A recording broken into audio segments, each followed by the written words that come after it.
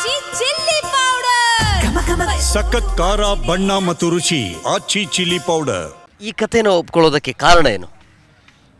Sir, ಒಂದು first ವಿಷಯ ಹೇಳಬೇಕು ಅಂದರೆ ಪ್ರೊಡ್ಯೂಸರು ನಮ್ಮ ಹುಡುಗ ಶ್ರೇಯಸ್ ಅಂಥೇಳಿ, ಅವರ ಬಗ್ಗೆ ನಾನು ಹೇಳಬೇಕು. ಯಾಕಂದರೆ 2017ರಿಂದ ನನಗೆ ಅಭಿಮಾನಿಯಾಗಿ ಆ ಹುಡುಗ ಬರ್ತಾರೆ. ಹುಡುಗ ಜೊತೆಲೇ ಒಡನಾಟ ಇರುತ್ತೆ, ಜೊತೆಲೇ ಇರ್ತಾರೆ. ಅದಾದಮೇಲೆ ನನಗೆ ಗೊತ್ತಾಗುತ್ತೆ ಅವ್ರದ್ದು ಪೊಲಿಟಿಕಲ್ ಬ್ಯಾಕ್ಗ್ರೌಂಡ್ ಅಂತ. ನಾನು 3 ವರ್ಷ ಆದಮೇಲೆ ಗೊತ್ತಾಗುತ್ತೆ ಆ ಹುಡುಗನ ಬಗ್ಗೆ. ಎಲ್ಲೊಂದು ಕಡೆ ಹೇಳ್ತಾರೆ, ಬಾಸ್ ಒಂದು ಸಿನಿಮಾ ಮಾಡಬೇಕು ಅಂತ, ಬಾಸ್ ಅಂತಲೇ ಸುಮ್ಮನೆರಪ್ಪ ನೀನು ಸುಮ್ಮನೆ ಇನ್ನೂ ಚಿಕ್ಕ ಹುಡುಗ ಬೇಡ ಅಂದರೆ, ಆ ಏಜಲ್ಲಿ ಆ ಒಂದು ಥಾಟು ಪ್ರಾಸೆಸ್ಸು ನಾನು ಏನೋ ಒಂದು ಮಾಡಬೇಕು, ದೊಡ್ಡದಾಗಿ ಅಚೀವ್ ಮಾಡಬೇಕು ಅಂತ ಆ ಹುಡುಗ ಬಂದು ಹೇಳಿದಾಗ, ಅದಾದಮೇಲೆ ಆ ಹುಡುಗ ಬಂದು ಆ ದಿನಗಳು ಫ್ಯಾನ್ ಅಂತೆ.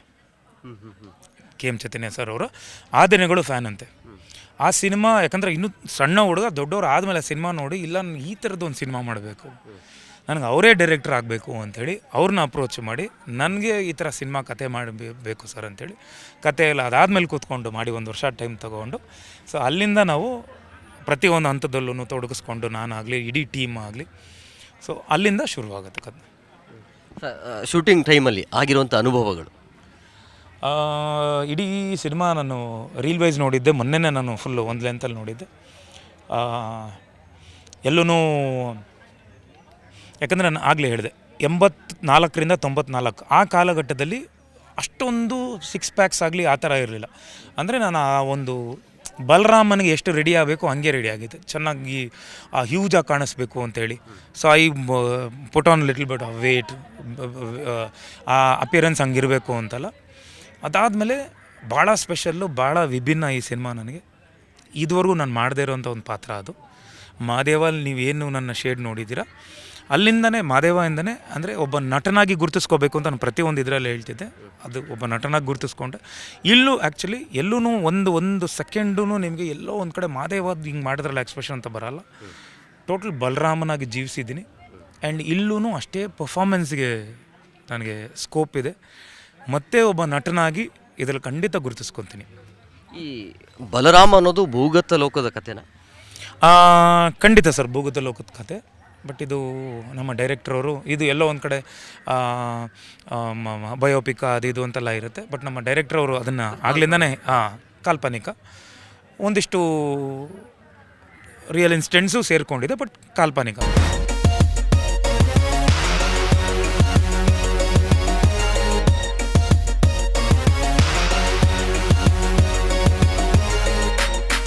ಸುಮಾರು 70-80 ದಿನಗಳಲ್ಲಿ ಶೂಟಿಂಗನ್ನು ಮುಗಿಸಿದ್ರಿ. 83 ಪ್ಲಸ್ ಒಂದು 4 ಆಲ್ ಓವರ್ ಕರ್ನಾಟಕದಲ್ಲಿ ಶೂಟಿಂಗ್ ಮುಗಿಸಿದ್ರಿ. ಸೊ ಒಳ್ಳೆಯ ಕ್ಷಣಗಳು ಸರ್. ಇಡೀ ಸಿನಿಮಾ ನನಗೆ, ಇಡೀ ಸಿನಿಮಾನೇ ಒಳ್ಳೆ ಕ್ಷಣಗಳು ಸರ್. ಯಾಕೆ ಅಂದರೆ, ಸೊ ಎಲ್ಲೋ ಒಂದು ಕಡೆ ನಂದು ಒಂದು 5 ಕೋಟಿ 6 ಕೋಟಿ ಬಡ್ಜೆಟಲ್ಲಿ ಆಗ್ತಿರುತ್ತೆ, ಅದ್ರ 3ರಷ್ಟು ಈ ಸಿನಿಮಾ ಮಾಡಿರ್ತಾರೆ. ಸೊ ಪ್ರತಿಯೊಂದು ಜವಾಬ್ದಾರಿ ನನ್ನ ಮೇಲೆ ಇರುತ್ತೆ.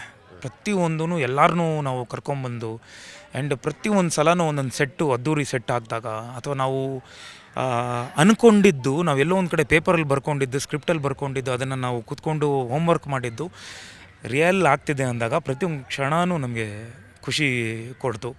ಎಸ್ಪೆಷಲಿ ನನಗೆ ಒಂದು ಸಿಂಗಲ್ ಲೆಂತ್, ಒಂದು ಇಡೀ ಫೈಟ್ 2 ನಿಮಿಷದ ಫೈಟ್ ಒಂದು ಲೆಂತಲ್ಲಿ ಮಾಡಿರ್ತೀವಿ ವಿಕ್ರಮ್ ಮಾಸ್ಟರ್ ಜೊತೆ. ಇಡೀ ಸೆಟ್ಟು ಹೋಗಿ ಮೇಲಿಂದೆಲ್ಲ ಬಂದು ಫೈಟ್ ಮುಗಿಸಿರ್ತೀನಿ. ಅದಾದಮೇಲೆ ಎಲ್ಲೋ ಒಂದು ಕಡೆ ಸಾಂಗ್ಸ್ ಆಗಲಿ, ಶುರು ಸಾಂಗ್ ಆಗಲಿ, ಆ್ಯಂಡ್ ಇಡೀ ನನಗೆ ಚಿತ್ರೀಕರಣ ಟೈಮಲ್ಲಿ ನನಗೆ ಡೈರೆಕ್ಟ್ರು ಪ್ರತಿಯೊಂದೂ ವಿನೋದವರು ಇದು ಪ್ರಿಯಾ ಆನಂದ್ ಅವರು ನನಗೆ ಕೋ-ಸ್ಟಾರು, ಬ್ಯೂಟಿಫುಲ್ಲಾಗಿ ಆ್ಯಕ್ಟ್ ಮಾಡಿದ್ದಾರೆ ಅವರಾಗಲಿ. ಆ್ಯಂಡ್ ನನಗೆಲ್ಲ ಪ್ರತಿಯೊಬ್ಬರು, ಸೊ ಎಲ್ಲೋ ಒಂದು ಕಡೆ ಕೊಟ್ಬಿಡೋರು ಇದು ಅಂತೇಳಿ. ಸೊ ನಾವು ಅದನ್ನು ಡಿಸ್ಕಸ್ ಮಾಡಿಕೊಂಡು ಅದನ್ನು ಇನ್ನೂ ಹೇಗೆ ಬ್ಯೂಟಿಫೈ ಮಾಡೋದು ಅಂತೇಳಿ, ಸೊ ಅಷ್ಟು ಚೆನ್ನಾಗಿ ಮಾಡಿಕೊಂಡು ವಿನಯ್ ಗೌಡ ಆಗಲಿ, ರಚತ್ ಅವರಾಗಲಿ, ಆ್ಯಂಡ್ ಅರುಣ್, ಅನಿಲ್ ಸಿದ್ದು, ದೆನ್ ಸೀನಾ, ಭಾಳಷ್ಟು ಜನ, ಕಡ್ಡಿ ವಿಶ್ವ ಅವರು, ಭಾಳಷ್ಟು ಜನ ದೊಡ್ಡ ಒಂದು ತಾರಾ ಬಳಗನೇ ಇದೆ.